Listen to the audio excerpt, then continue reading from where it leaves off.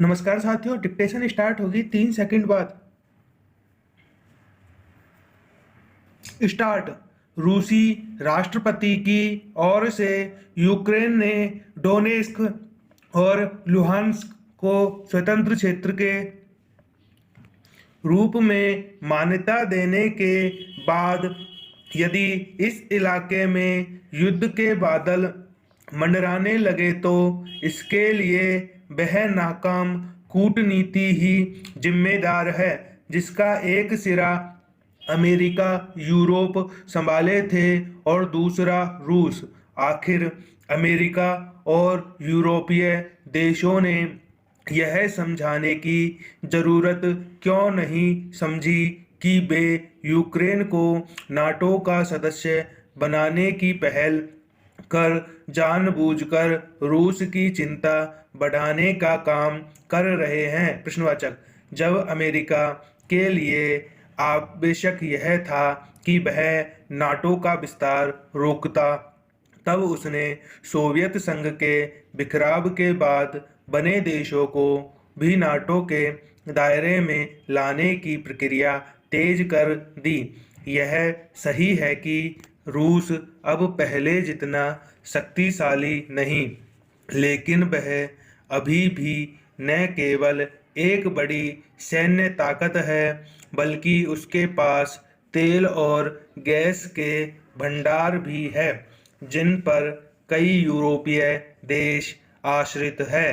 रूस की ओर से यूक्रेन की संप्रभुता का उल्लंघन किए जाने के बाद अमेरिका और यूरोपीय देशों ने उस पर प्रतिबंध लगाने शुरू कर दिए हैं, लेकिन इसमें संदेह है कि इससे उसकी सेहत पर कोई खास असर पड़ेगा। अमेरिका और यूरोपीय देश इसकी अनदेखी नहीं कर सकते कि यूक्रेन संकट गहराने के साथ ही चीन न केवल रूस के पीछे खड़ा हो गया है, बल्कि यह अंदेशा भी उभर आया है कि वह ताइवान में वैसा ही कुछ कर सकता है जैसा रूस ने यूक्रेन में किया। यदि ऐसा होता है तो इसके लिए अमेरिका और उसके साथी देश ही जिम्मेदार होंगे। एक ऐसे समय जब विश्व अर्थव्यवस्था कोरोना संकट से उबर रही है, तब विश्व व्यवस्था पर गंभीर असर डालने वाले यूक्रेन विवाद के गहराने से न तो रूस को कुछ हासिल होने वाला है और न ही अमेरिका और यूरोपीय देशों को।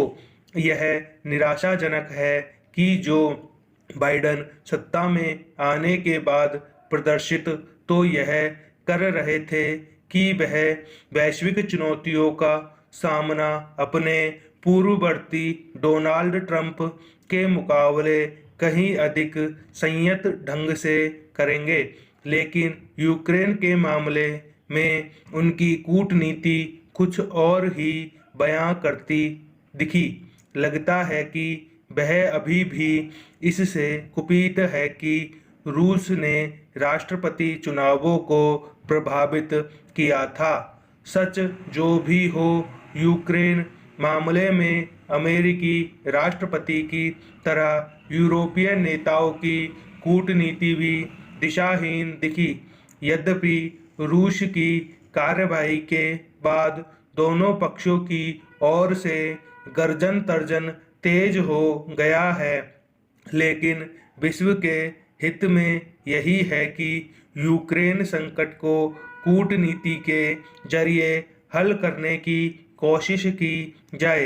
युद्ध इस संकट को और विकट ही बनाएगा और इससे रूस, अमेरिका, यूरोप समेत अन्य देशों को भी नुकसान होगा। संपूर्ण विराम। धन्यवाद।